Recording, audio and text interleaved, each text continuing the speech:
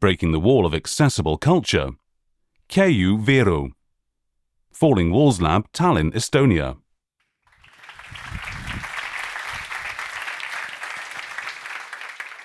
Igasuguse innovatsiooni aluseks on side inimeste vahel. This sentence was probably accessible for the only other Estonian in the room. But if we don't hear or understand the language, we might not access the culture.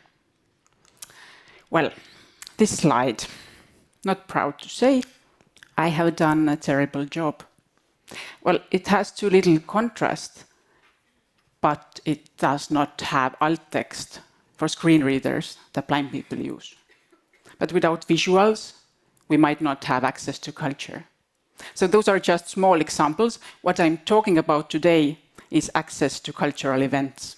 And access to culture is a human right. But we know from research that cultural participation supports well-being, it supports education, social cohesion, and it is not a minority issue. For example, in the United States, 1 of 4 adults lives with a disability. So what is missing?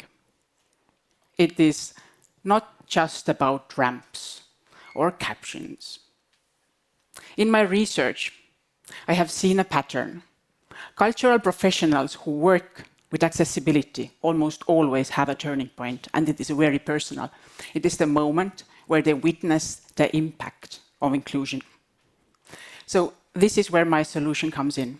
I have called it Ember Agora, but it's a brainstorming format that has roots in the theory of change and social hackathons, and it works like this. Artists, producers, and people with disabilities or special needs come together for a few focused days. They meet, they exchange, they co-create ideas for new, accessible, and inclusive culture events, and they plan how to secure initial funding.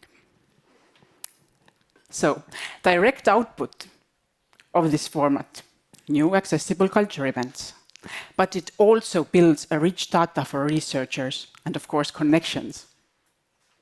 So, Ember Agora as a format, it is scalable, it can travel, it is reachable, it brings together academic research and real cultural practice. So, it might sound as a cliché, but we do live in anxious times where democracy, social cohesion, even truth can feel fragile.